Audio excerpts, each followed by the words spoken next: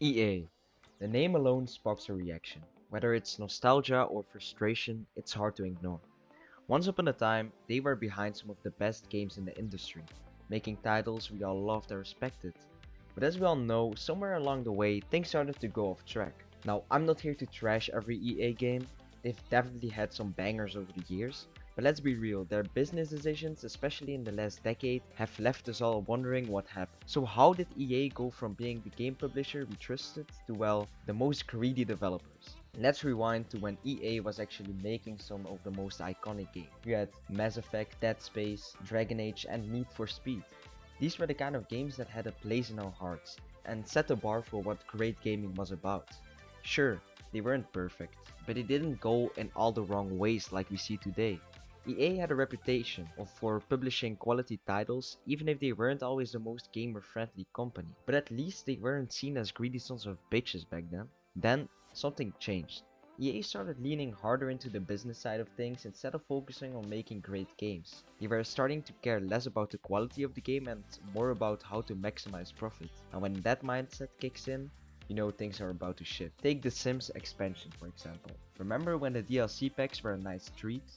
Over time though, it became more about getting players to spend more, and suddenly, the game that we all loved was getting flooded with overpriced add-ons. And while Sims fans still got what they wanted, EA started realizing that the cash could flow even faster if they just added more ways to make you pay. But things really hit rock bottom when EA decided to throw loot boxes into Battlefront 2. A game that should have been all about the cool lightsaber battles turned into a grindy pay-to-win nightmare. And EA only made things worse by trying to pretend the backlash didn't happen. I'm not saying Battlefront 2 didn't have good qualities, I mean the graphics were amazing and the battles were fun, but the damage was done, and EA became the face of what was wrong with microtransactions in gaming.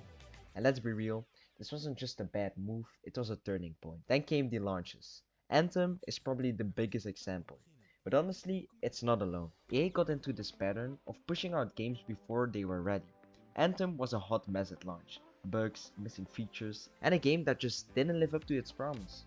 Again, it felt like EA was too focused on making money rather than giving it the time it needed to actually work. And it's not like FIFA was doing EA any favors either. With constant launch issues that fans had to deal with year after year, it was starting to feel like EA had a talent for putting out broken games and patching them up later. Not exactly the kind of reputation you want as a AAA studio. And speaking of FIFA, every year, fans need to buy a full price for a game that's barely changed. Sure, you got a few new players, some new kits, etc. But at its core, it's still the same FIFA you played last year.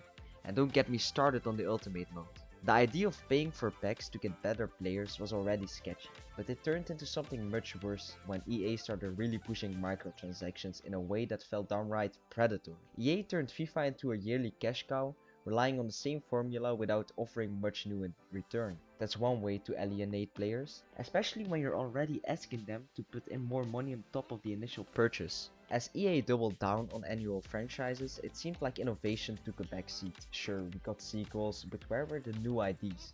Where was the next Dead Space or Dragon Age, or something that pushed gaming forward? Instead of experimenting with new franchises, EA stuck to what was safe, pushing out the same games every year with minimal updates. And as their focus shifted more to microtransactions and pushing out content to keep that cash flowing, it became harder to shake that feeling that EA had lost touch with what made gaming fun in the first place. By the time Anthem came out and EA started closing down beloved studios, the signs were pretty clear. EA was no longer the company we knew. They were more about squeezing out every last dollar from a franchise than giving fans something new and exciting. Let's face it, they've become the symbol of everything wrong with corporate greed in gaming. And honestly, their track record doesn't exactly inspire confidence in gamers anymore. So how did EA go from a trusted publisher to, well, the living embodiment of greed? Simple. They stopped focusing on making great games and started focusing on making great profits. From loot boxes to broken launches to an endless stream of cash grabs, EA forgot that gamers want to have fun, not feel like they're being robbed. Do I think every EA game is a disaster? No. FIFA still has a massive following and Apex Legends has done a lot right. But the truth is, their history of poor decisions and lack of innovation makes it hard for us to forgive them completely. Let me know what you think.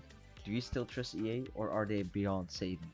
Drop your thoughts in the comments, and if you enjoyed the video, please leave a like, a sub, and then I'll see you in the next one.